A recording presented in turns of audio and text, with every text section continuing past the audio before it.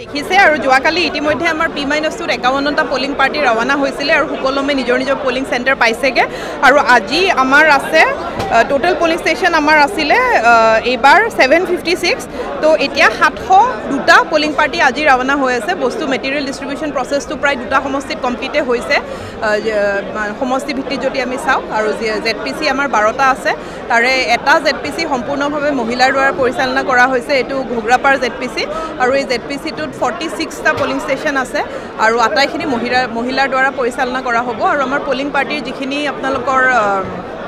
ট্ৰান্সপোৰ্টেশনৰ ব্যৱস্থা হওক বা অন্যান্য যিখিনি ব্যৱস্থা আছে আৰু অহাকালি ভোটিঙৰ কাৰণে যিখিনি এচিয়ৰ্ড মিনিমাম ফেচিলিটিজ লাগে আটাইখিনি ব্যৱস্থা কৰা হৈছে এতিয়ালৈ অসুবিধা কোনো হোৱা নাই বতৰটোও দেখিছে মোটামুটি ভালে চলি আছে আৰু মোৰ বিশ্বাস যে আমাৰ নলবাৰীবাসী ৰাইজৰ সহযোগিতাত অতি সুকলমে আমাৰ পলিং প্ৰচেছটো কমপ্লিট হৈ যাব ভাল আমি পূজাদিৰ বিষয়ে হিচাপে যাবলৈ লাগিছে খুব ধুনীয়াভাৱে পৰিচালিত হৈ আছে আমি যিবিলাক মেটেৰিয়েল লাগে সেইখিনি লৈ আছোঁ আৰু খুব ভাল লাগিব মানে এটা উৎসৱ দিশৰ পৰিৱেশ এটা হৈছে জিলা প্ৰশাসনে ভাল ধৰণে পৰিচালনা কৰি আমাক সুবিধাখিনি দিছে আমি এতিয়া চেণ্টাৰলৈ যাম এই যাব ওলাইছোঁ এইবাৰে আপোনাৰ প্ৰথম যোৱাৰ আগতে মই তেনেকুৱা প্ৰথম লৈছোঁ হাতীনা মাটি ইয়াৰ পৰা 3-4 কিলোমিটাৰমান হ'ব ওচৰতে হ'ব ওচৰ 3-4 কিলোমিটাৰমান হ'ব আপোনাৰ এই যিটো নিৰ্বাচনী ভোট গ্ৰহণ কেন্দ্ৰৰ অভিজ্ঞতা এইবাৰে প্ৰথম নেকি নহয় মই বাৰে বাৰে কৰি আছোঁ সকলোকেইটাই কৰিছোঁ আমি চাকৰি 30 বছৰ হ'ল 30 বছৰে কৰি আছোঁ মই ডিউটি ইলেকশ্যন দি আছোঁ নাই অসুবিধা নাই আমাৰ চিষ্টেমেটিক হৈছে ভালেই হৈছে চিষ্টেমেটিক কৰি আছে গতিকে এতিয়ালৈকে ভাল পাইছোঁ এতিয়া ওলাই আহিব দেখিছে আৰু যোৱাকালি ইতিমধ্যে আমাৰ P-2 51টা পলিং পাৰ্টি ৰাৱানা হৈছিলে আৰু সুকলমে নিজৰ পলিং চেণ্টাৰ পাইছেগে আৰু আজি আমাৰ আছে টোটাল পলিং ষ্টেচন আমাৰ আছিলে